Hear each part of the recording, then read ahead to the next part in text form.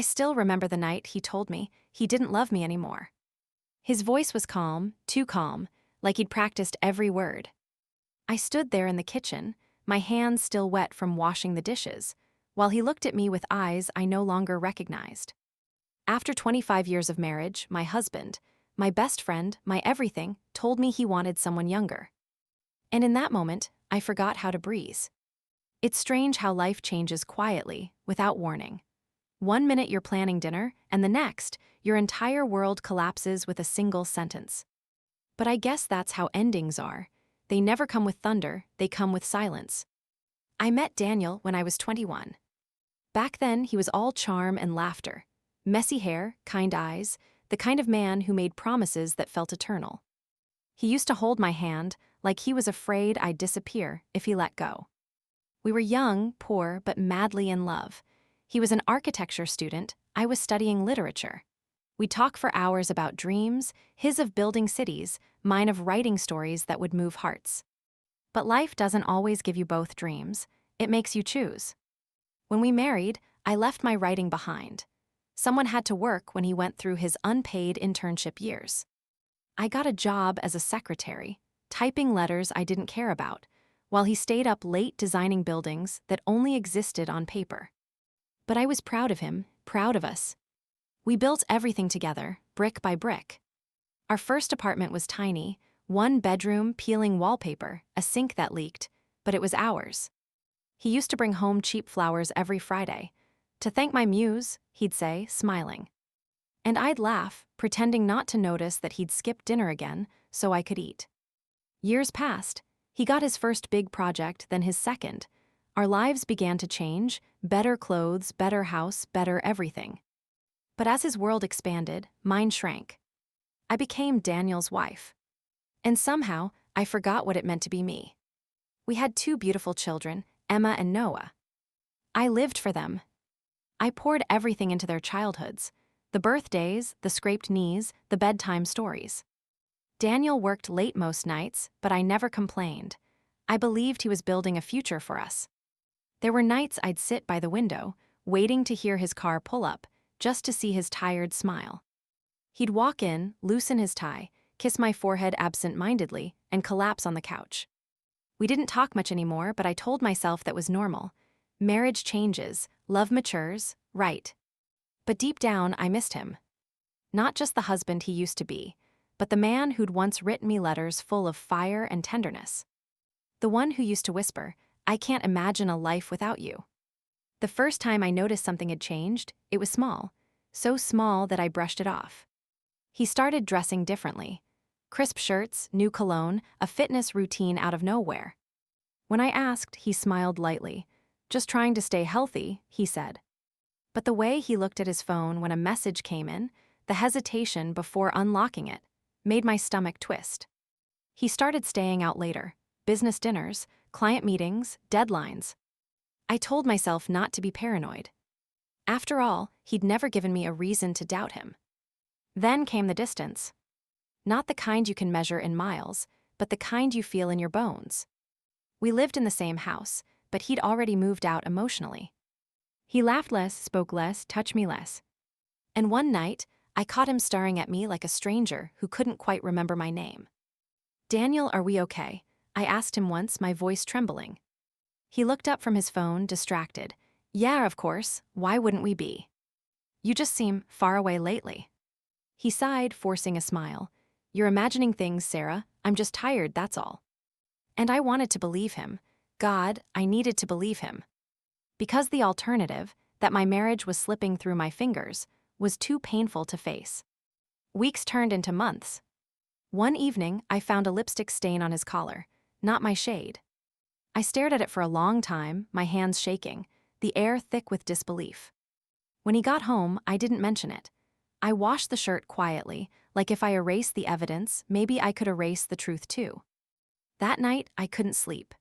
I lay awake listening to the rain tapping against the window, thinking about all the times I'd trusted him without question. The thought crept in slowly, like poison. What if I don't know him anymore? Emma noticed before I did.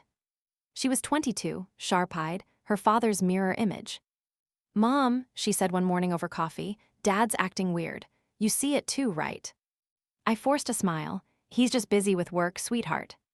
She frowned. He's always busy, but now he's different. I wanted to tell her she was wrong, that her father still loved me, still loved us. But the words caught in my throat. There's this strange thing that happens when you sense betrayal. It's not a single moment. It's a slow, painful awareness that everything familiar has become foreign. The scent of his cologne on his coat used to comfort me. Now it made my chest ache. The sound of his keys in the door once meant home. Now it meant dread.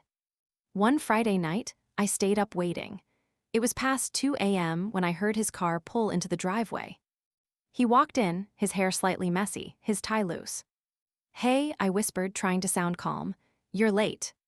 "Meeting ran long," he said flatly, not meeting my eyes. "At 2 in the morning." He shrugged, pouring himself a drink. "Clients from overseas, time zones, you know." I wanted to scream. Instead, I just nodded and walked away, my heart breaking in quiet pieces. From the hallway, I heard him sigh, like I was the problem. A few days later, I found a message on his phone while he was in the shower. I didn't mean to look, I swear I didn't. But it lit up right in front of me. "Last night was amazing. I can still smell you on me." My hands went cold, the room started spinning. I couldn't breathe. When he came out, I handed him the phone, my voice barely a whisper. "Who is she?" He froze. For a second, I saw something flicker across his face, fear, guilt, something raw. Then he looked down and said the words that changed my life forever. "I didn't want you to find out like this." I think I laughed, a broken, hollow laugh that didn't sound human. "Find out? Daniel, what are you talking about?" He sat down, running his hands through his hair. "It's been over for a while, Sarah. We've just been pretending. You know it too." I shook my head, tears blurring everything. "No, I don't know. I don't understand any of this." "She's different," he said, avoiding my eyes. "She's younger. She makes me feel alive again." The words cut through me like glass. "Alive," I whispered. "And what was I, Daniel? The woman who stood beside you for 25 years, was I death to you?" He didn't answer. Silence filled the room, thick and suffocating. I wanted to throw things, to scream, to hate him, but I couldn't. All I felt was emptiness. He reached out like he wanted to touch my hand, then stopped halfway. "I'm sorry," he said. I turned away. "No, you're not yet, but you will be." That night, I didn't sleep. I sat on the edge of our bed, staring at the space where he used to lie. The sheets still smelled like him. Every memory replayed in my mind. The laughter, the birthdays, the promises we made under cheap fairy lights in that first tiny apartment. How do you mourn someone who's still alive? At dawn, I stood by the window, watching the sunlight crawl across the floor. I whispered to myself, this can't be the end. It can't. But deep down, I already knew. The man I loved wasn't coming back. And even if he did, I wasn't sure I could ever look at him the same way again. After that night, something inside me broke quietly. It wasn't loud or dramatic like in the movies. There were no slammed doors or shattered glass. Just silence. The kind of silence that follows you everywhere, even in your sleep. Daniel moved through the house like a ghost.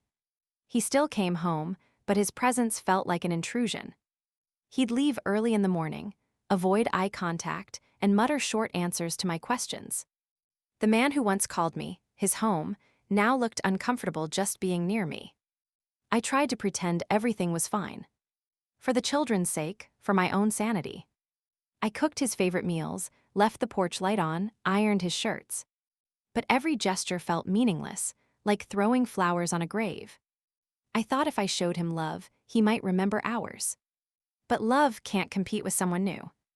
Especially when that someone makes him feel young again. I remember one evening, 2 weeks after his confession, I asked him quietly, "Do you love her?" He looked up from his laptop, irritated. "Why are you asking me this again, Sarah? What's the point?" "Because I'm trying to understand," I whispered. He sighed and shut his laptop. "Look, it's complicated. He stopped mid-sentence, realizing how cruel the next words would sound. "She's what?" I pressed, my voice trembling. "She's different," he said softly, avoiding my gaze. "She listens to me, she laughs at my jokes, she makes me feel seen." The words echoed in my head, "She makes me feel seen." After 25 years, was I invisible? I wanted to tell him that I used to see him when no one else did, when he was broke, scared, and uncertain about his future. That I stood beside him when he had nothing. But all that came out was a choked whisper. I gave you my whole life, Daniel, my best years. He closed his eyes, exhaling deeply. I never asked you to. And that was the moment I realized he was gone. Not physically, not yet, but gone in every way that mattered. The days blurred together after that. I went through motions like a machine. Cook, clean, smile when needed. But inside, I was falling apart. Every corner of the house carried memories I didn't want anymore. The couch where we used to cuddle during storms, the kitchen where he'd sneak up behind me just to kiss my neck. Now those memories felt like ghosts, mocking me. Sometimes, when he was in the shower, I'd listen through the door, half expecting to hear him humming like he used to. But all I heard was water running and silence. Even the sound of him breathing felt distant. One night, I called my sister Rachel. She'd always been my voice of reason, the one who could read me without words. When she picked up, she didn't even say hello. You sound broken, Sarah. What's going on? I hesitated, then the words spilled out like a confession. Daniel's seeing someone. There was a long pause. Oh, Sarah, her voice cracked. Are you sure? He told me himself, I said, staring at the window. She's younger. He says she makes him feel alive. Rachel sighed heavily. And you, what are you going to do? I don't know. Do you still love him? That question hit harder than I expected. I wanted to say no, to sound strong, detached. But my voice betrayed me. Yes, God help me, yes. She was quiet for a moment. Then fight for him, Sarah, but only if he's willing to fight too. Don't be the only one bleeding to keep something alive. Her words stayed with me long after the call ended. The next morning I tried, I really did. I made his favorite breakfast, pancakes with strawberries, just like in the old days. When he walked in, I smiled and said softly, I thought we could eat together before work. He looked surprised for a second, then glanced at his watch. I don't have time, I've got an early meeting. I nodded, pretending it didn't hurt. Maybe tonight then. Yeah, he said absently, grabbing his coffee. We'll see. But I knew we wouldn't. When the door closed behind him, I sat down at the table, staring at the 2 plates that would stay untouched. I realized then that love isn't always lost in one big moment. It's drained slowly, morning after morning, until all that's left is emptiness. Emma started avoiding the house. She said it was too tense, which was her polite way of saying she couldn't stand to watch her parents disintegrate. Noah, my youngest, was away at college, but he called often, too often, his voice worried and protective. Mom, are you okay? You sound tired. I'm fine, sweetheart, I'd say, just busy. Busy doing what I didn't know, busy pretending maybe. I didn't tell them everything, how could I? How do you tell your children that the man you built their world around wants to start over, with someone who isn't their mother? One afternoon, I was folding laundry when I found a hotel receipt in his pocket. The date matched the night he said he was working late. The name on the receipt wasn't his, it was hers. I sat down on the floor, clutching the piece of paper, shaking. It wasn't even the betrayal itself that destroyed me, it was the casualness of it. How easily he lied, how normal it must have felt for him by now. When he came home that evening, I confronted him again. Were you with her last night? He froze, eyes darting. What? Don't lie, Daniel, I found the receipt. He exhaled sharply, rubbing his forehead. Jesus, Sarah, why are you going through my things? Because my husband is disappearing in front of me, and I'm desperate to find even a piece of him left. He flinched at my tone. For a moment, guilt flickered in his eyes. But it vanished as quickly as it came. Look, I didn't mean for you to find out this way, he muttered. I'm sorry you're hurting, but it's not working anymore. We both know it. No, I whispered. You decided that, you gave up. I'm still here, Daniel, I'm still fighting. He shook his head slowly.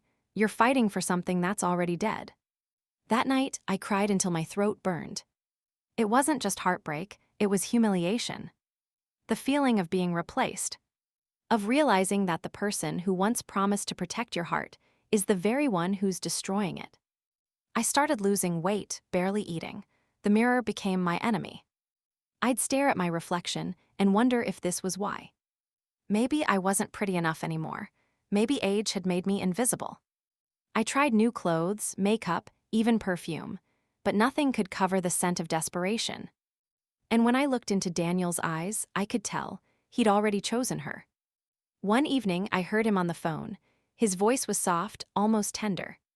He was in his study, the door slightly open. I stood there frozen.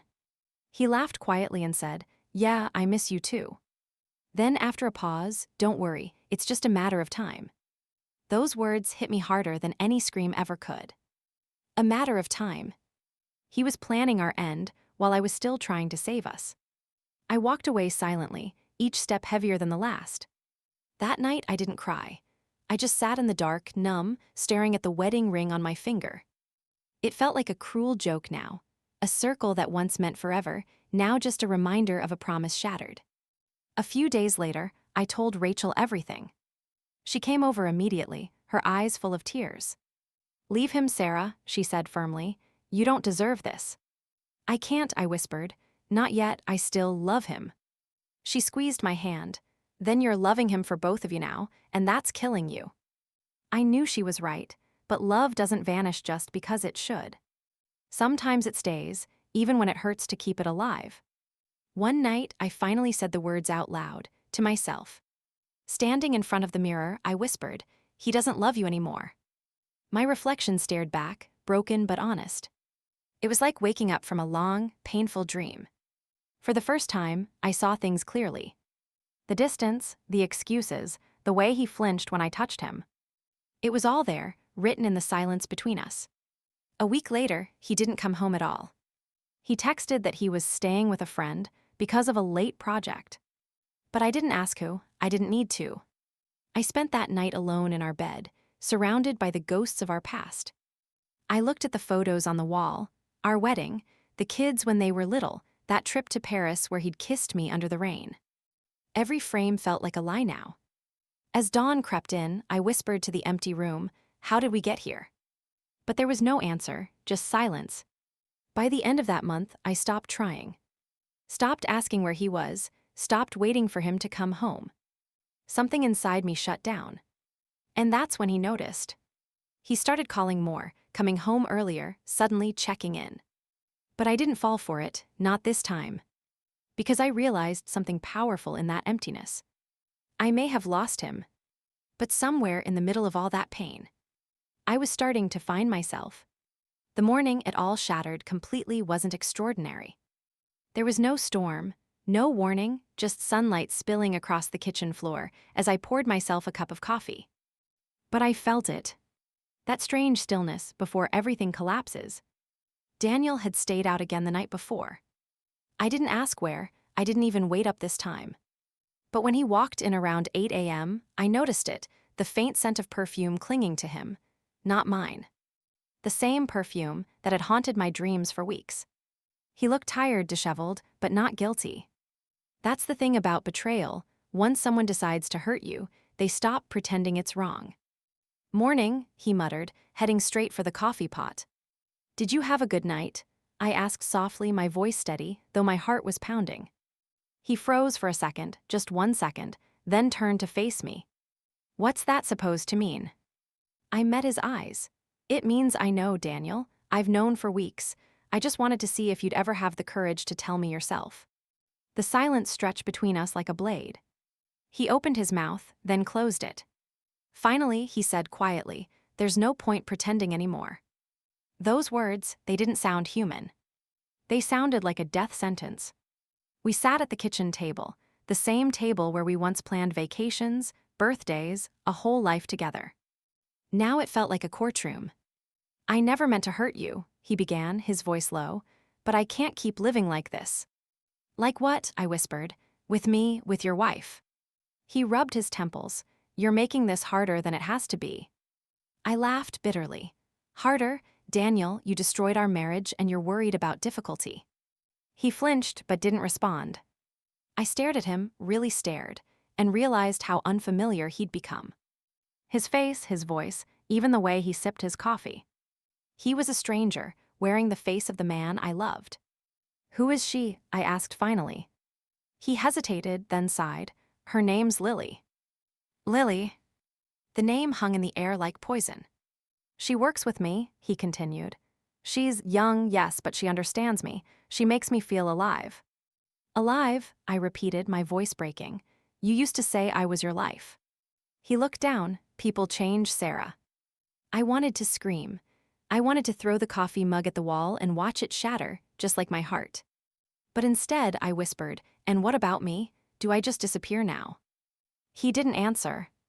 When Emma came home later that day, she found me sitting on the couch, staring at nothing. She dropped her bag instantly. "Mom, what happened?" I didn't want to tell her. I wanted to protect her from this ugliness. But she was too smart. She saw it in my face. "Is it Dad?" she asked softly. I nodded, tears spilling before I could stop them. Her expression hardened. I knew it. I knew something was going on. She sat beside me, wrapping her arms around me like I was the child. "He doesn't deserve you," she whispered. "You gave him everything." Her words should have comforted me, but they didn't. Because deep down, I still wanted him. And that was the cruelest part, loving the man who broke you. When Daniel came home that night, Emma confronted him. I tried to stop her, but she wouldn't listen. "How could you, Dad?" she cried. "How could you do this to Mom, to us?" He looked at her with tired eyes. "You don't understand, Emma." "Then explain it," she shouted. "Because from where I stand, it looks like you threw away 25 years for some stranger." "Don't talk to me like that," he snapped, his voice sharp. "Then act like a man worth talking to." The sound of her words echoed through the house. I stood frozen, tears streaming down my face, watching my daughter defend me while I couldn't even defend myself. "Enough," I said finally, my voice shaking. "Emma, go to your room." She hesitated, then stormed upstairs, slamming the door. The silence that followed was suffocating. Daniel turned to me, his jaw tight. "This is exactly why I didn't want to tell anyone yet." I looked at him, my voice breaking. "You didn't tell anyone because you were ashamed." He didn't deny it. That night, I slept alone. Not because he asked me to, but because I couldn't stand to hear him breathing beside me. I lay awake staring at the ceiling, listening to the ticking of the clock, each second stretching into forever. I thought about all the times I'd chosen him over myself. The job I gave up, the dreams I buried. The nights I stayed awake nursing Bobbies, while he chased deadlines. Every sacrifice suddenly felt like a mistake. How could love turn into this? How could a man who once held me like I was fragile now treat me like I was disposable? In the morning, I found him packing a small bag. "What are you doing?" I asked. He didn't look up.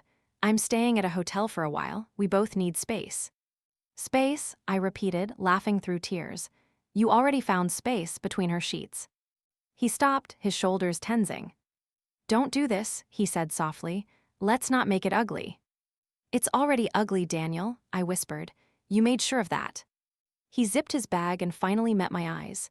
"I'm sorry." But his apology felt empty, like an echo of words he'd said too many times before. When the door closed behind him, I collapsed to the floor. I don't know how long I cried, but the sound didn't even feel like it came from me. It was deeper, like the sound of something breaking that could never be fixed again. Days turned into weeks. I tried to hold on, to stay strong for Emma and Noah. But every morning, the pain hit fresh. I'd wake up and instinctively reach for his side of the bed, only to find it cold. I found myself replaying old memories, desperate to find where it all went wrong. Was it when he started working late? When I stopped wearing makeup? When we stopped saying "I love you" before bed? Maybe there wasn't one moment. Maybe love just fades quietly when you stop watering it. One evening, out of habit, I cooked dinner for two. Roast chicken, his favorite.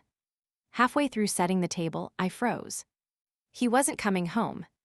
He wasn't ever really coming home again. I sat down and ate alone, the sound of my fork scraping the plate echoing in the empty room. It was pathetic, maybe, but somehow I needed that meal to say goodbye to the version of me that had lived for him. A week later, he came by to talk. He looked thinner, tired, maybe even guilty. But guilt doesn't heal wounds. I think we should make this official, he said quietly. The separation. I stared at him. You're serious? He nodded. It's better this way, for both of us. Both of us, I whispered. No, Daniel, it's better for you. He sighed, rubbing his hands together. I didn't want it to end like this. Then why did you start it? He had no answer. Finally, he stood up, walked toward the door and stopped. I'll always care about you, he said softly. I smiled bitterly. You care about me like you care about an old photo, something you keep out of guilt, not love. He hesitated, then left. The door clicked shut behind him, and with it, the last piece of my old life disappeared. That night, Emma came to my room and lay beside me silently. We didn't speak for a long time. Then she whispered, "Does it ever stop hurting?" I looked at her, my beautiful, strong daughter, and said honestly, I don't know, but I hope one day it does. She nodded and rested her head on my shoulder. In that moment, I realized that even though Daniel had broken me, I still had something worth living for. My children, my own heart, cracked but still beating. As the weeks passed, the house felt emptier. But sometimes, I'd catch a faint scent of his cologne in the hallway, like the past refusing to fade completely. I wondered if he ever missed me. If he ever thought about what he'd thrown away. Maybe he did, maybe he didn't. But the truth no longer mattered. What mattered was that for the first time in 25 years, I was facing life alone, and somehow I was still standing. There's a certain stillness that comes after heartbreak, a quiet numbness that replaces pain. I think I reached that point. Not because I stopped caring, but because I ran out of tears. It had been months since Daniel left. The house was too big now, too empty. Sometimes, I'd still set out 2 plates by habit, only to put one back quietly before sitting down to eat alone. The silence was deafening. Even the ticking clock sounded cruel, reminding me how much time I'd wasted waiting for someone who wasn't coming home. I'd lie awake at night, staring at the ceiling, wondering how a love so strong could rot so slowly. Maybe love doesn't die suddenly, maybe it just runs out of breath. One afternoon, I opened the drawer beside my bed and found our wedding album. The cover was faded, the edges worn, but our smiles inside were untouched by time. I flipped through the pages, Daniel in his black suit, me in my mother's lace veil, tears in my eyes because I'd never felt that happy before. I traced the photo with my fingers. What happened to us? I whispered. The photo didn't answer. It never would. I tore the picture out. My hands trembled as I held it over the trash bin, but I couldn't drop it. Even after everything, a part of me still clung to the ghost of who we used to be. I set it back in the album. I wasn't ready to let go, not yet. The days blurred together.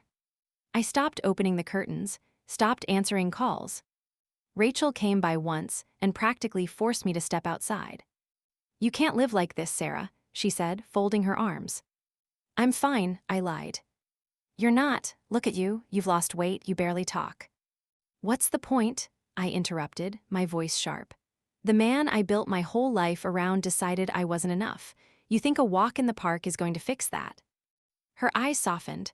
No, but sitting here alone won't either. I didn't answer. She sighed, took my hand gently, and whispered, He broke your heart, Sarah. Don't let him break you too. That night, I couldn't stop thinking about what she said. I sat by the window, watching the rain pour down, the reflection of lightning flashing against the glass. For a second, I saw myself, a shadow of who I used to be. Once upon a time, I was full of dreams. I wanted to write, to travel, to feel alive. But somewhere along the way, I traded those dreams for Daniel. His success became my joy. His pain became my burden. And when he left, he took me with him. I realized then that I had spent so much of my life being his wife, I'd forgotten how to be Sarah. A week later, he called. The first time in months. Hey, his voice said through the phone, low and hesitant. Can we talk? My heart clenched. I wanted to hang up, but curiosity, or maybe hope, kept me on the line. About what? I asked. The papers, he said. I swallowed hard, so it's official then. He hesitated. It's for the best. I almost laughed. You keep saying that, Daniel, for the best, for who? He didn't answer. Just said quietly, I'll come by tomorrow to get your signature. And just like that, the last thread that held us together began to fray. When he arrived the next evening, it felt like I was meeting a stranger. He looked older. Maybe guilt had aged him, or maybe I was just seeing him clearly for the first time. He placed the divorce papers on the table between us. "This will make things easier," he said softly. "Easier," I repeated, staring at the stack of paper that represented the death of 25 years. "Do you hear yourself, Daniel? You're ending a marriage like it's a lease renewal." He rubbed the back of his neck. "I didn't mean." "Yes, you did," I cut him off. "You meant every word." He looked away. "I'm sorry." I laughed bitterly. "You keep saying that, but you don't even know what it means anymore." The room fell silent again. The kind of silence that screams louder than words ever could. I picked up the pen. My hand shook as I signed my name, the name I'd carried proudly beside his for half my life. Sarah Williams. It looked foreign now, empty. When I handed the papers back, Daniel reached out, as if to touch my hand. But I pulled away. "Don't," I said quietly. He swallowed hard. "I never wanted to hurt you." I met his eyes I once thought I could read forever. "You didn't hurt me, Daniel," I whispered. "You destroyed me, there's a difference." He said nothing, just stood there, guilt written all over his face. Then he whispered, "Take care of yourself," and turned to leave. But as he reached the door, I said the words that had been burning in my chest for months. "Daniel." He turned slightly. "I hope she's worth everything you lost." He froze for a moment, then walked away without looking back. That night, I cried again. But this time, it felt different. It wasn't weakness, it was release. I wasn't crying for him anymore. I was crying for me. For the girl I used to be, the woman who loved too much, the dreamer who forgot her own worth. Days turned into weeks again, but this time, something shifted. I started going outside, taking walks, breathing again. The world hadn't changed, but somehow it looked new. I began volunteering at a local library. The first time I touched a book after so long, it felt like shaking hands with an old friend. People smiled at me, strangers asked how I was. And for the first time in years, I didn't answer automatically. I thought about it. How was I? Not great, not terrible, just healing.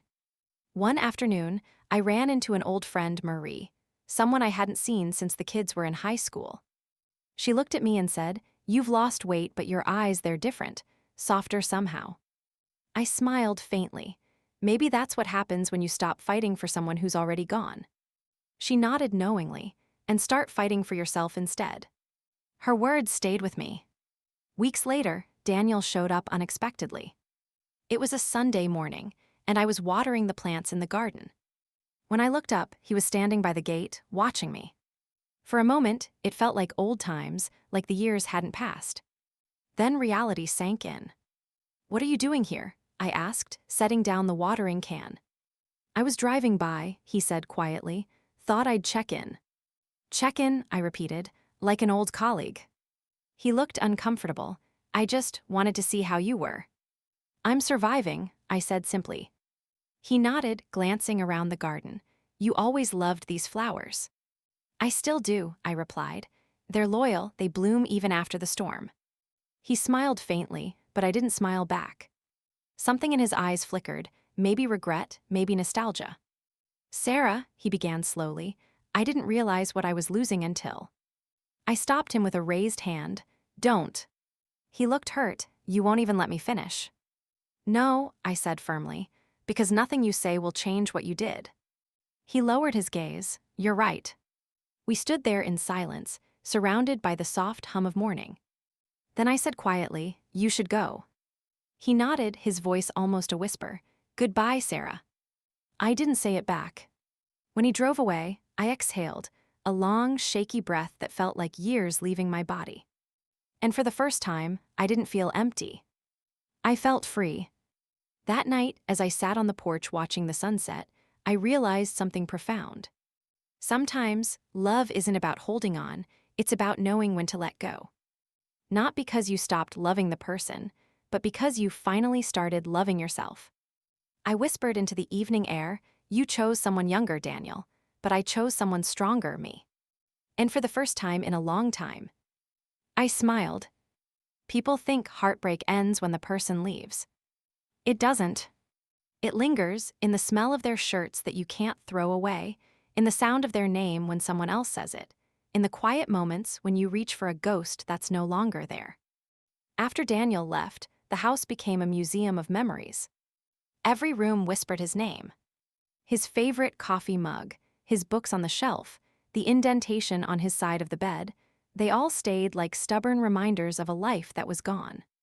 For weeks, I moved like a shadow. I'd wake up, make coffee, stare at the chair where he used to sit, and feel the ache in my chest all over again. People told me I'd be okay. But they didn't see how long the nights were. Grief isn't just for the dead. It's for the living too, for the version of yourself you lose along the way.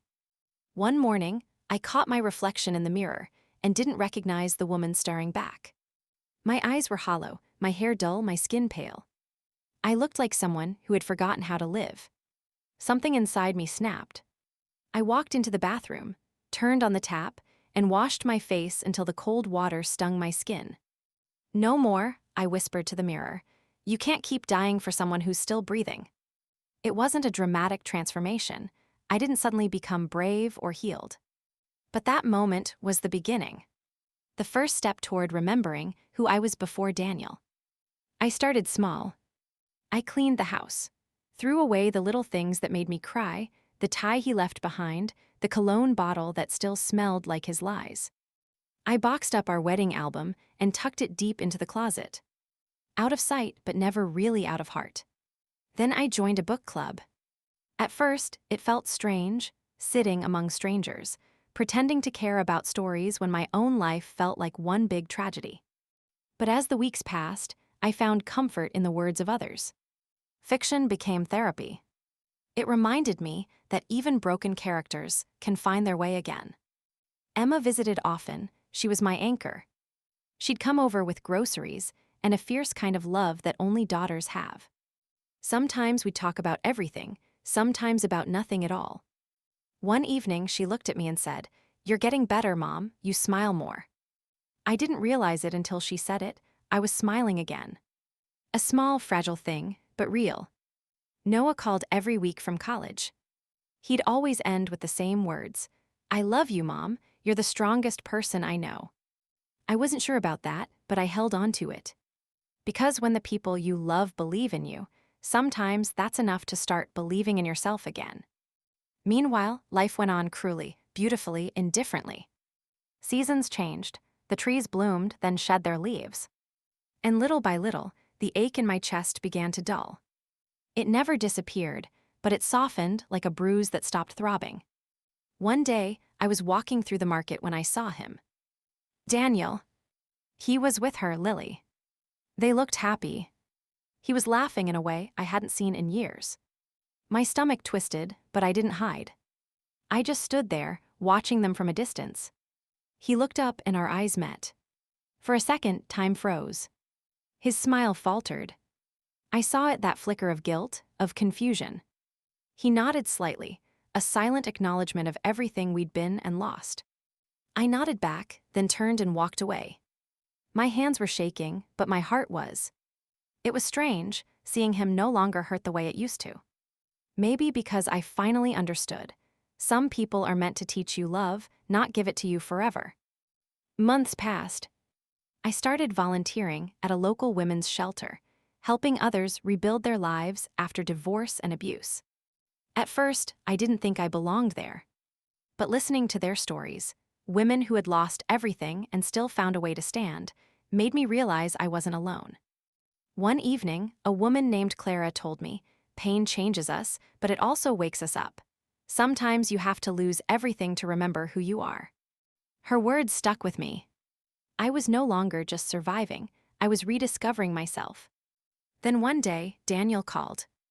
I almost didn't answer, but curiosity, or maybe closure, won. "Hi," he said softly, "it's been a while." "Yes," I replied, "it has." "How are you?" "I'm fine," I said truthfully for the first time. He hesitated. "I heard Emma got promoted, that's great." "She's doing well," I said. "She takes after me." He chuckled weakly. Yeah, I guess she does. There was a long pause. Then he said, I wanted to tell you I'm sorry for everything. I closed my eyes. Those words, they should have meant something. Once, they would have undone me. But now, they just sounded like an echo from another life. I know, I said quietly, but sorry doesn't change what happened. I know, he whispered. I just needed you to hear it. Goodbye, Daniel, I said softly and hung up. And for the first time, there was peace in that goodbye. Not long after, I heard through mutual friends that his new relationship wasn't going well. Apparently, the spark had faded. The same pattern, the same excuses, the same late nights. History repeating itself, only this time, I wasn't the one waiting at home. I should have felt vindicated, but I didn't. I just felt sad. Not for him, but for all the wasted love. All the years we could have been happy, if only he'd chosen differently. I started traveling a bit, small trips, just to feel the world again. I went to the coast one weekend and sat on the beach alone, watching the waves crash endlessly. There was something poetic about it, the sea taking and giving back, just like life. I remember whispering to the wind, you can't drown what learned how to swim. It felt good to say that, to mean it. One evening, I sat with Emma on the porch. She looked at me thoughtfully and said, you know, Mom, I used to hate Dad for what he did. But now I think maybe it was a blessing. A blessing? I asked, raising an eyebrow. Yeah, she said softly. Because it forced you to find yourself again. I've never seen you this alive. I smiled faintly. Alive, that's ironic, isn't it? He said she made him feel alive, and in the end, I was the one who found life. We both laughed, and for once, it wasn't tinged with sadness. Sometimes, late at night, I still dream of him. Not the man he became, but the one I fell in love with, the boy who brought me wildflowers and danced with me barefoot in our first apartment. In those dreams, he still loves me. And when I wake up, there's a bittersweet ache in my chest. But I don't cry anymore.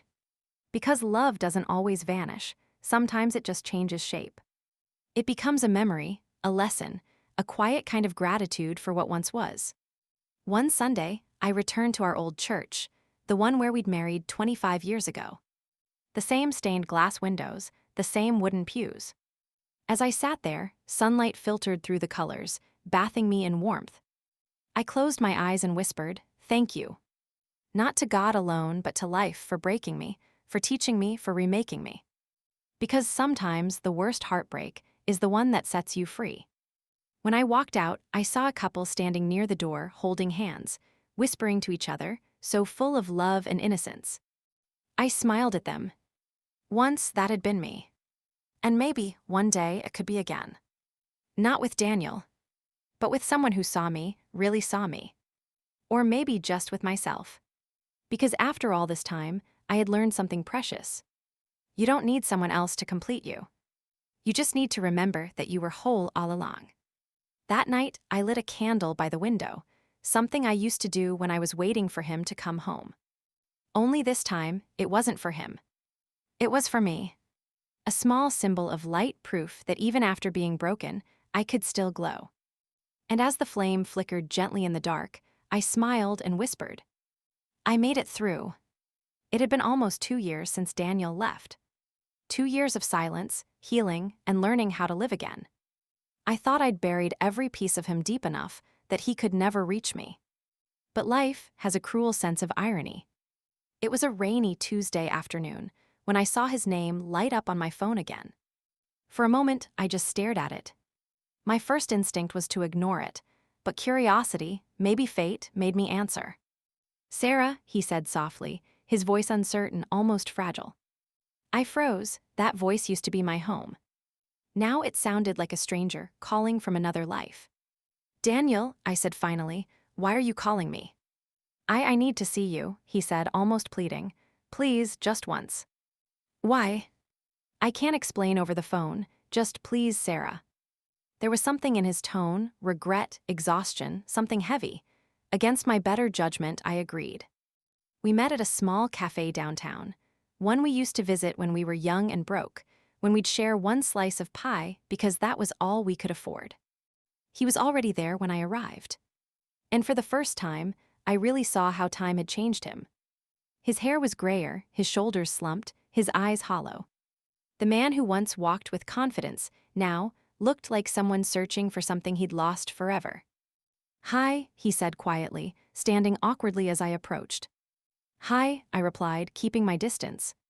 He gestured for me to sit. I didn't. I wasn't sure I could trust myself to. After a long silence, I finally asked, "What do you want, Daniel?" He swallowed hard. "Lily left me." The words hung between us like a confession. "She found someone else," he continued, his voice trembling. "Someone younger. It's ironic, isn't it?" I said nothing. I just stared at him, waiting. "She said I was too serious, too distant, that I didn't know how to love properly," he said bitterly. I guess she was right. My chest tightened, but not from pity, from recognition. He looked up at me then, eyes wet. "I ruined everything, did I?" "Yes," I said softly, "you did." He nodded slowly, his gaze fixed on the table. "I thought I was chasing happiness, Sarah. I thought love meant excitement, something new, something that made me feel young again. But all it did was make me realize what I threw away." He looked at me, eyes glistening. "You were my home, and I burned it down." For a moment, I couldn't breathe. I wanted to tell him how much those words hurt, how much I'd bled in silence while he built a new life. But I'd already cried enough for both of us. "You made your choice, Daniel," I said quietly, "and I made mine. I learned to live without you." "I know," he said, his voice cracking. "I see it. You look strong, peaceful, different." "I had to be," I replied. He leaned forward, desperate. "Sarah, I'm not asking for forgiveness. He stopped, struggling to speak. "I just wanted to tell you I'm sorry, not the kind of sorry I said before. I mean it this time." I looked at him, really looked. And for the first time, I saw not the man who betrayed me, but a man broken by his own choices. "Regret doesn't erase the past," I said softly. "You can't unhurt someone, Daniel." His lip quivered. I know, but I still had to try. He asked if we could talk a bit longer. Part of me wanted to walk away. But another part, the part that once loved him with everything, stayed. We sat down. The rain pattered softly against the windows. He told me about his life after he left, how at first everything seemed perfect. Dinners, vacations, laughter. But then reality crept in. "She wasn't you," he admitted. "She didn't know me, not really. She didn't know the things that mattered. She liked the idea of me, not the man I actually was." I sipped my coffee, silent. He continued, "I used to think about you every morning. The way you hum while making breakfast, the way you'd always remember where I left my keys, the way you'd wait up for me, even when you were tired. God, Sarah, I didn't deserve you." Tears welled in my eyes, but I blinked them away. "You're right," I said quietly. "You didn't." He flinched but nodded. After a long pause, he said something that broke me a little. "I thought I was running toward happiness, but I was really just running away from myself." We talked for hours, about everything and nothing. About the kids, how proud he was of them, how much he missed being part of their lives. He said he still called Noah sometimes, but the conversations were short, awkward. Emma hadn't spoken to him in over a year. "She hates me," he said softly. "She's angry," I corrected, "and she has every right to be. You broke her mother's heart." He nodded slowly, eyes glistening. "I know, I just hope one day she'll understand." "Maybe," I said, "but forgiveness isn't something you ask for, it's something you earn." He smiled sadly. "I guess I'll be waiting a long time then." When the cafe closed, we walked outside. The rain had stopped, and the city lights shimmered in the puddles. For a moment, it almost felt like the past, walking side by side, no words, just the weight of everything between us. At the corner, he turned to me. "Can we start over?" he asked quietly. The world seemed to pause. I stared at him, this man I once promised forever to, the man who had shattered me into pieces. And I felt something unexpected, calm. "Start over," I repeated. He nodded. "I'm not asking to forget the past. I just want a chance to make things right, to prove I can be better." I took a deep breath. Once, those words would have been everything I wanted to hear. But now they came too late. "Daniel," I said softly, "do you know what it felt like to sleep next to someone and still feel completely alone?" He swallowed hard. Yes, he whispered. I shook my head. No, you don't, because you had a choice, I didn't. I had to live through the emptiness you left behind. He opened his mouth, but I didn't let him speak. You broke something in me, Daniel, I said, my voice trembling. Something love can't fix anymore. Tears filled his eyes. I deserve that. Yes, I said, you do. We stood there in silence, the rain beginning to fall again, soft and cold. He reached out, as if to touch my hand, but I stepped back. Don't, I whispered. You don't get to hold me anymore. He nodded, his face crumpling. Goodbye, Sarah, he said, voice barely audible. I met his eyes one last time. Goodbye, Daniel. I walked away first. My shoes splashed in the puddles, the city lights blurring through tears I refused to wipe away. Behind me, I could feel his eyes watching, the same eyes that once looked at me with love, now filled with regret. But I didn't look back. Because some stories aren't meant to be rewritten. They're meant to end beautifully, painfully, truthfully. That night, I sat by the window, watching the rain trickle down the glass. For years, I'd imagined what I'd say if he ever came back. I thought I'd scream or cry or fall into his arms again. But instead, I felt peace. Because I realized something, I didn't need closure from him. I'd already found it within myself. Weeks later, he tried calling again. I didn't answer. He sent messages, apologies, memories, fragments of the past. I deleted them all. Not out of anger, but because I finally understood. Forgiveness doesn't always mean reconciliation. Sometimes it means letting go and wishing someone well as they disappear from your life. And so I did. Emma and Noah came over one evening. We sat around the table, laughing, eating, just being together. It felt different, lighter. For once, the house wasn't filled with ghosts. When I told them their father had reached out, they exchanged glances. Did you talk to him? Emma asked. Yes, I said, but that chapter's closed. Emma smiled faintly. Good, you deserve peace, Mom. Noah nodded, and you've earned it. Their words filled me with something I hadn't felt in years, pride. Not for surviving the pain, but for growing through it. That night, I wrote in my journal, something I hadn't done in a long time. Once, I loved a man so much I forgot myself. Then I lost him and thought I'd never breathe again. But losing him wasn't the end of me, it was the beginning. Daniel became a memory, one I could finally look back on without crying. I didn't hate him anymore. In some strange way, I even wished him peace. Because forgiveness isn't for the one who hurt you. It's for the one who survived. And I did. It's strange how life goes on, how the world keeps spinning even after your own has stopped. For a long time, I thought my story ended with Daniel. That when he left, he took every page that mattered with him. But I was wrong. The story didn't end there, it just changed authors. Mine. It's been 3 years since the divorce. 3 years since I signed my name on a piece of paper and let go of the man I once thought I couldn't live without. And now, when I look in the mirror, I see someone I never expected to find again, me. I live in a small apartment now, closer to the city, filled with plants and sunlight. No grand house, no shared closets, no ghosts in the walls. Just peace. Every morning, I open the windows and let the air in. I make my coffee, hum a song I don't even remember learning, and watch people rushing below. I like that no one knows me here. I'm just another face in the crowd, and that anonymity feels like freedom. Sometimes, I still wear my wedding ring. Not because I miss him, but because it reminds me of what I survived. A scar disguised as a memory. Emma visits often.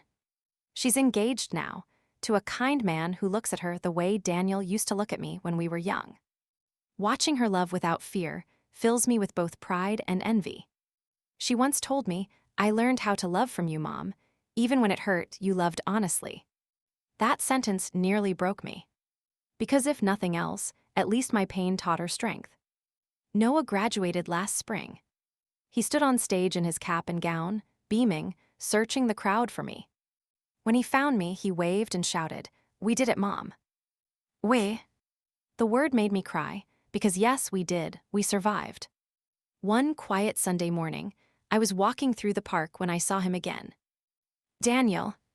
sitting alone on a bench, feeding the pigeons, his hair more silver than gray now. For a moment I froze. Then he looked up and our eyes met. He smiled softly, uncertainly. "Sarah." I walked over, my heart surprisingly calm. "Hey. How have you been?" he asked, his voice carrying both warmth and regret. "Good," I said honestly. "Better than I thought I'd ever be." He nodded, eyes downcast. "You look happy." "I am," I said. A silence fell between us, not awkward, not tense, just full of unspoken things. The wind rustled the trees, the sound of children laughing nearby. He finally said, "Emma invited me to the wedding." I nodded, she told me. I wasn't sure if I should go. "You should," I said softly. "She may be angry, but she'll regret it if you're not there. You're still her father, Daniel, that doesn't change." He looked at me then, eyes filled with something raw. "You always had more grace than I deserved." I smiled faintly. "It's not grace, it's growth." He nodded, swallowing hard. "I never stopped caring about you, you know." I looked at him for a long moment, then said gently, "And I never stopped wishing you peace." He blinked, tears glistening. "Do you ever think about us?" "Sometimes," I admitted. "But not with anger anymore. More like remembering an old song. One that used to make me cry, but now just reminds me of a time when I felt everything deeply." He smiled sadly. "You were the best thing that ever happened to me." "I know," I said quietly. "You just realized it too late." He nodded slowly, eyes glistening. And for a moment I saw the man I fell in love with, not the one who betrayed me, but the one who once made me believe in forever. "Goodbye, Daniel," I said softly. He stood, hesitated, then whispered, "Goodbye, Sarah." And just like that, he walked away again. Only this time, it didn't hurt. It felt right. That evening, I sat on my balcony, watching the city lights blink like stars. The air smelled of rain and jasmine, and for the first time, I realized something beautiful. Healing doesn't mean forgetting. It means remembering without breaking. I opened my journal, the one I started after he left, and began to write. There was a time I thought I couldn't live without him. Now I realize I was never truly living with him. I was surviving, loving on borrowed oxygen, mistaking endurance for devotion. But love shouldn't feel like drowning. Months passed. Emma's wedding came, and Daniel was there. He looked smaller somehow, quieter. We didn't speak much, but when he saw me walking Emma down the aisle, tears filled his eyes. For a moment, I think he understood everything he'd lost. After the ceremony, he approached me as the guests danced and music filled the air. "Thank you," he said softly. "For what?" "For not keeping the kids from me, for not turning them against me, for being kind when I didn't deserve it." I smiled. "Kindness isn't for you, Daniel, it's for me. It's how I stay free." He nodded, wiping his eyes. "You've changed so much." "No," I said quietly. "I just stopped being small." We didn't speak again after that. And maybe that was for the best. Some stories are meant to close gently, not with a slam, just a soft click that echoes peace. A year later, I received a letter. It was from Daniel. He wrote about how he was moving to another city, starting over, trying to make peace with himself. He ended the letter with a line that made me cry. "If there's any justice in this world, Sarah, then I hope in your next life I get to love you right." I folded the letter and placed it in my drawer. Not as a wound, but as proof. Proof that sometimes, regret is the only apology life can give you. Now, I spend my days writing again. Not stories about heartbreak, but about hope. I teach writing workshops at the library, helping others tell their stories.